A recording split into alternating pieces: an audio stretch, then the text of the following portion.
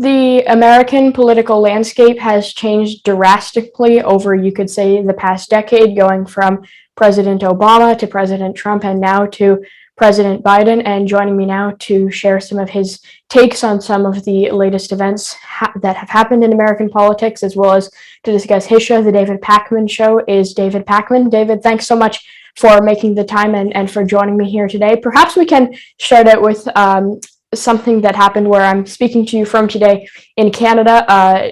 U.S. Senator from West Virginia, Joe Manchin, came to Canada and he met with Alberta Premier Jason Kenney. And in terms of, where Jason Kenney sits on the political spectrum, he's on the more conservative side. Joe Manchin, I guess, I don't even really know where you would characterize him on the political spectrum, but I guess, is there very many people within the Democratic Party that would fit the spectrum of Joe Manchin? And what does it say that Joe Manchin is going to other countries, in this case Canada, specifically to the province of Alberta, which Alberta, for people that don't know, is obviously what's known as the oil and gas province. So I guess just speak a little bit about what you think that means. Yeah, I mean, I think there's been this strange mass kind of in the middle in the United States politically, where you've got the more centrist or even right-leaning Democrats and the more centrist or left-leaning Republicans, who are not that different from each other. So for example, the Republican Senator Mitt Romney, if you look at policy, he's not dramatically different than somebody like Joe Manchin at the end of the day, although I find Romney to be a man of more integrity than Manchin, despite being a left-leaning independent myself. And so I think that Trumpism has caused not a realignment, but kind of a reconsideration of what the parties mean and what are the sides. I've said for a long time, Wyatt, that I don't really find many Trump supporters to really be conservative individuals in the style of someone like a Mitt Romney or even George Bush. I consider them neo-reactionaries who entered the political world because of Trump and to support Trump. And I don't know where they're going to land at the end of the day. I don't know where someone like Joe Manchin is going to land at the end of the day. And obviously Mitt Romney, for example, as you mentioned, you brought up his name, so perhaps I'll go there. He's a Republican from a very conservative state, as opposed to someone like Joe Manchin is a Democrat from West Virginia, which has been known as, a conservative state, at least for the past couple of election cycles. So, I mean, in a way, you could, say that, Joe Manchin may, have to be carefully looking at, the policy that he kind of develops, I guess, in order to, represent the interests of, the people of West Virginia. How big of a role, I guess, do you see, the constituency area that you represent playing in, I guess, in this case, as I mentioned, Joe Manchin and the views that he now holds? There's no set rule. So if you are a left-leaning Democrat in a very blue state, you can more or less do whatever you want, because it's very unlikely that the voters in that state are even going to primary you, never mind vote for a Republican. Now, you could say that that's bad, that it's too safe, it's too comfy for some of these members of the House or Senate, that there's very little accountability because it's sort of like a rubber stamp. Or you could say that it gives them the freedom to kind of be who they are. Sometimes Susan Collins, a senator from Maine, a Republican, is mentioned, where there's the idea that because this is the story that's told, Wyatt, that the Maine Republicans are more open-minded and thoughtful than in some other places, so she can be a more moderate Republican. That's like one story that's told. The other story is Susan Collins says a lot of things about being disappointed with the Republican Party, but at the end of the day, she basically just votes with the Republican Party. So what does that independence really grant her? But to go to your question about Joe Manchin, a lot of times Democrats say, we've got to primary Joe Manchin. We've just got to get him out of there. We've got to primary him with a more progressive Democrat. I think if you do that, the seat goes to a Republican, because as you point out, the voters in West Virginia aren't looking for Bernie Sanders. And so for me, Joe Manchin is a problem, but the solution isn't necessarily primarying a Democratic senator in West Virginia. It's flipping seats in more moderate states. So then I guess two questions as it would, relate to that. I mean, if Joe Manchin, for example, is voting more on the, Republican side of things, obviously he's was one of the main issues as it related to the Build Back Better plan, I guess. But then also, I mean, I guess how much of a gap is there now between people like the Bernie Sanders and the Alexandria Ocasio-Cortezes of the Democratic Party versus, types of people like Joe Manchin? It's a significant gap. Now, you could say there's also a gap that's built on the Republican Party, that the difference between Marjorie Taylor Greene and Mitt Romney is like the Grand Canyon, right? You could make that case, and I don't know which would be bigger at this point, but there's a pretty serious gap in terms of, I mean, what you're getting to when you talk about Bernie and AOC versus Manchin. It's really a difference over the fundamental roles of government and business. And these are not small issues. These are not like, well, I want the top tax rate to be 36% and you want it to be 37%, right? That would be a more minor issue, but these are pretty fundamental issues. And the question that we're going to answer through elections is it so much that it starts to rip the Democratic Party apart? I don't know the answer yet.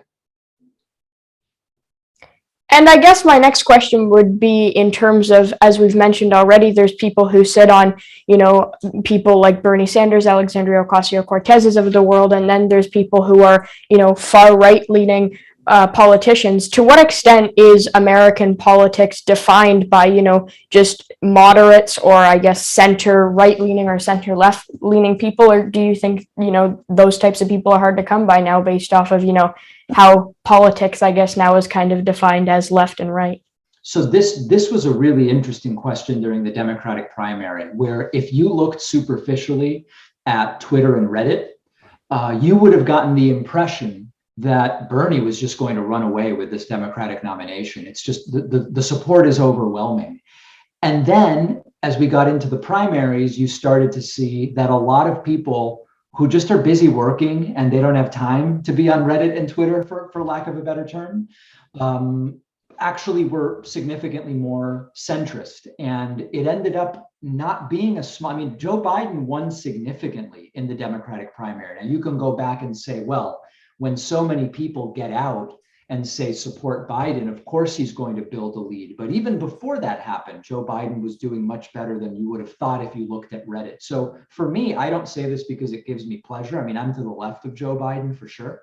But I think if you ignore reality, you're not going to do well in terms of elections. And I think your question is an astute one, which is there is still a much more moderate presence in American politics than social media might suggest, which is quite extreme and opposite, black and white by comparison. And specifically, I guess if you look at various, voting demographics, various age demographics, obviously there's different issues that various age demographics care about. But specifically, if you look at, I guess, young Americans or, middle-aged Americans, obviously, they're going to have issues as it relates to, I guess, affordability, housing, issues surrounding that, social issues as well, which specifically on social issues, many people would obviously argue that the Democrats take, better stances on those because, specifically with, I guess you could say, LGBTQ rights and various things such as that. Do you think there's a way that the Republicans could, I guess, take some of the support away from the Democrats with, the policy that they currently have? Because right now it seems as if, a lot of, as I mentioned, the social issue policy, I guess specifically, seems to be, appealing to young people of the Democrats.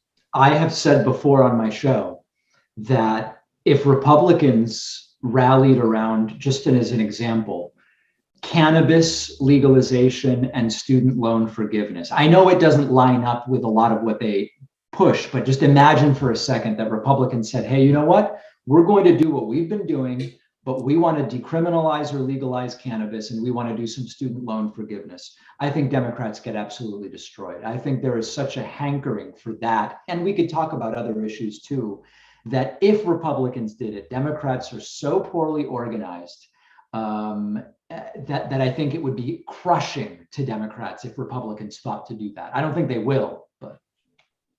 And as it relates to the 2022 midterms, obviously, a lot of the same issues that I mentioned in my last question will be, relevant and present probably in the 2022 midterm elections. What issues are you keeping your eye on as it relates to the 2022 midterms? And, what do you think Democrats or Republicans, the Democratic or Republican Party will have to do to earn the support of Americans on those various policy issues?